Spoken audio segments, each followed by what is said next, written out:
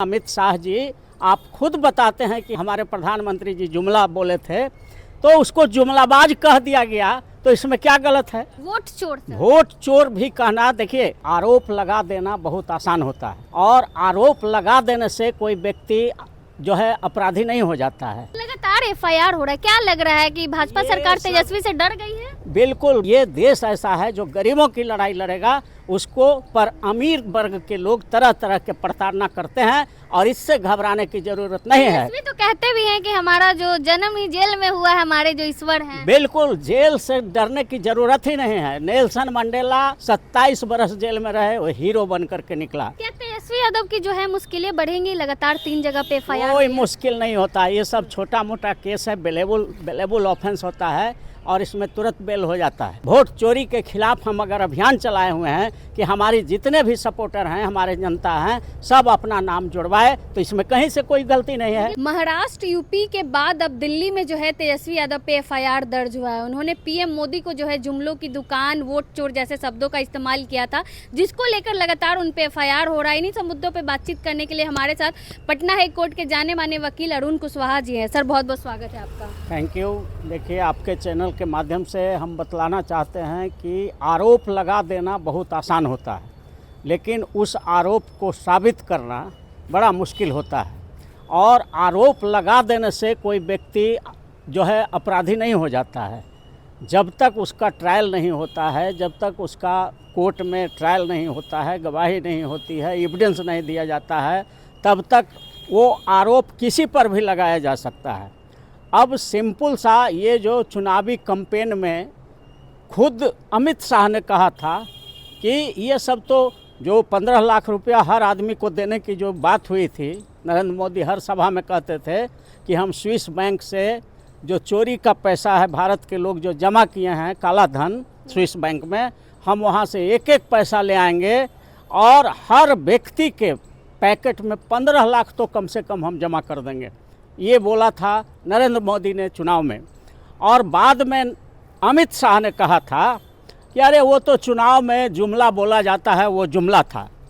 तो अगर आप खुद जुमला का प्रमाण दे रहे हैं, अमित शाह जी आप खुद बताते हैं कि हम हमारे प्रधानमंत्री जी जुमला बोले थे, तो उसको जुमलाबाज कह दिया गया, तो इसमें क्या गलत है?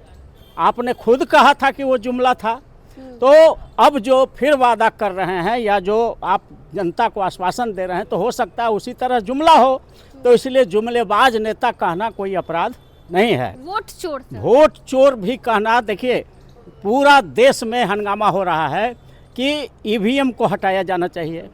ईवीएम में हैकिंग होता है, ईवीएम के द्वारा वोट की चोरी होती है और ये पूरे दुनिया में, अमेरिका में, रूस में, चाइना में, जापान में, जहाँ कहीं भी लोकतंत्र है, वो सारे देश ने ईवीएम शुरू किया था। लेकिन बाद में चूँकि इतना न साइंस आगे बढ़ गया, हैकिंग का इतना व्यवस्था हो गया, रिमोट से कंट्रोल हो गया, एयर से ऑनलाइन उसका कंट्रोलिंग हो गया, तो सारे देशों ने, अमेरिका, रूस, चाइना, जापान, सारे लोकतांत्रिक देशों ने ईवीएम को हटा दिया अपने देश से और फिर बैलेट से वहाँ चुनाव हो रहा है। लेकिन यहाँ बिहार में जब चुनाव होने जा रहा है या पूरे देश में, भारत में जब चुनाव में ईवीएम को हटाने की मांग उठती है, तो पूरा आरएसएस, बीजेपी और एनडीए सरकार के जितने लोग हैं एकदम पता नहीं क्यों डर जाते हैं। इसका मतलब ये प्रमाणित करता है, इनका एक्ट प्रमाणित करता है कि ईवीएम में गड़बड़ी करते हैं और ईवीएम में गड़बड़ी करके चुनाव जीतना बिल्कुल वोट की चोरी है। एसआईआर को लेकर भी लगातार तेजस्वी और राहुल गांधी यात्रा पे हैं, वोट बचाओ यात्रा। हाँ, वोट बचाओ यात्रा जनता को हम जगा रहे हैं कि अपने अपने नाम को जुड़वाओ। इस तरह से वोट की जो चोरियां हो रही हैं, जो आपका नाम 65 लाख का काट दिया गया, 65 लाख में मान लीजिए 10 लाख 5 लाख मर गए होंगे, उनका होगा, तो 10-5 लाख नया जुटा भी होगा जिसका 18 साल उम्र हो गया होगा, जो नागरिक है भारत का।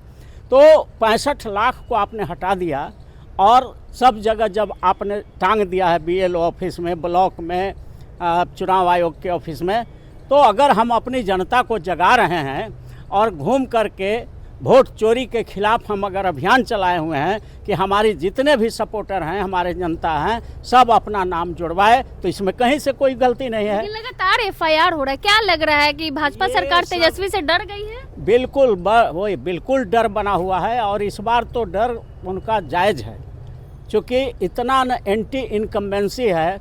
देखिए, जो राहुल गांधी का और तेजस्वी यादव का जो चल रहा है, लगातार अभियान चल रहा है, तो एक रोड शो में 50,000 1 लाख आदमी पीछे पीछे, पूरा रोड 1 किलोमीटर 2 किलोमीटर तक जाम हो जा रहा है, और डर से बीजेपी और एनडीए सरकार कोई रोड शो नहीं कर रही है, क्योंकि तुलना होने लगेगा कि तेजस्वी के रोड शो में इतना किलोमीटर तक लंबा जनता का जुहूम उमड़ गया, और एनडीए में जो है 10 डेग भी आदमी नहीं, 10 डेग तक भी माने 100 गज में भी आदमी नहीं रहता है। तो इस डर से तेजस्वी और राहुल का जो अभियान का जो जन समर्थन मिल रहा है, इस डर से एनडीए ने बिहार में रोड शो करना बंद कर दिया है। तो ये साफ दर्शा रहा है कि आप हार रहे हैं, और इस बार जनता मूड बना चुकी है यहाँ पर कि सरकार बदल देनी है। इसका एक और कारण है कि नीतीश कुमार भी अब मानसिक रूप से अस्वस्थ नज़र आते हैं। मेडिकली टेस्ट उनको करवाना चाहिए और रिपोर्ट देना चाहिए पब्लिक को। एक बोर्ड ऑफ डॉक्टर्स से उनकी जांच होनी चाहिए। जांच तो हर साल होना चाहिए मुख्यमंत्री का, और उसका रिपोर्ट आना चाहिए, सार्वजनिक होना चाहिए। तो क्या तेजस्वी यादव की जो है मुश्किलें बढ़ेंगी? लगातार 3 जगह पे एफआईआर। कोई मुश्किल नहीं होता, ये सब छोटा मोटा केस है, बेलेबल ऑफेंस होता है, और इसमें तुरंत बेल हो जाता है। इसलिए ये सब कोई बहुत इस सब से घबराने की ज़रूरत नहीं है। जब आदमी चला है समाज के लिए लड़ने, तो यहाँ तो गांधी, ये वही देश है जहाँ महात्मा गांधी ने देश को आज़ाद करा दिया, तो नाथूराम गोडसे ने उनको गोली मार दिया। ये वही देश है जहाँ डॉक्टर भीमराव अंबेडकर को भी जहर पिला करके मारा गया, सुकरात को जहर दिया गया। जगदेव बाबू बिहार के थे, बिहार लेनिन कहे जाते थे, गरीबों की लड़ाई लड़ते थे, उनको सीधे सरेआम सीआरपीएफ ने गोली मार दिया था। तो यहाँ तो गरीबों की लड़ाई लड़ने वाले को गोली मारा जाता है, जेल भेजा जाता है, तरह तरह के अपशब्द से उनको जो है कहा जाता है, अपशब्द का नवाजा जाता है। तो ये देश ऐसा है जो गरीबों की लड़ाई लड़ेगा उसको पर अमीर वर्ग के लोग तरह तरह के प्रताड़ना करते हैं, और इससे घबराने की जरूरत नहीं है। इसमें तो कहते भी हैं कि हमारा जो जन्म ही जेल में हुआ है, हमारे जो ईश्वर हैं। बिल्कुल, जेल से डरने की जरूरत ही नहीं है। नेल्सन मंडेला 27 बरस जेल में रहे, वो हीरो बन करके निकला।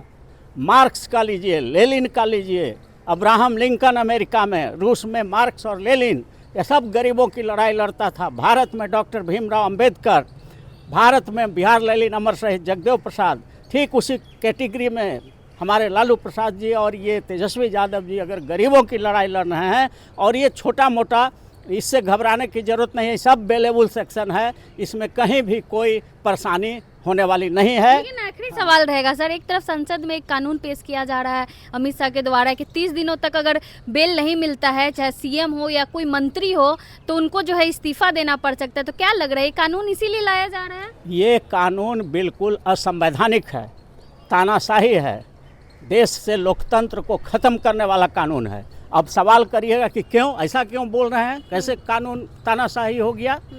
तो देखिए, ये इसलिए तानाशाह है कि क्रिमिनल लॉ का बेसिक प्रिंसिपल है कि जब तक सुप्रीम कोर्ट से सज़ा नहीं हो जाता है तब तक उस आदमी को निर्दोष माना जाता है। ये बेसिक प्रिंसिपल है। जब तक सुप्रीम कोर्ट देश का उसको फाइनली सज़ा नहीं कर देता है, तब तक सिर्फ आरोप लगा देने से या निचला कोर्ट से सज़ा दे देने से वो आदमी दोषी नहीं हो जाता है। क्योंकि उसका अपील में मान लीजिए रिहाई हो जाता है, तो फिर उसको कौन कंपनसेट करेगा?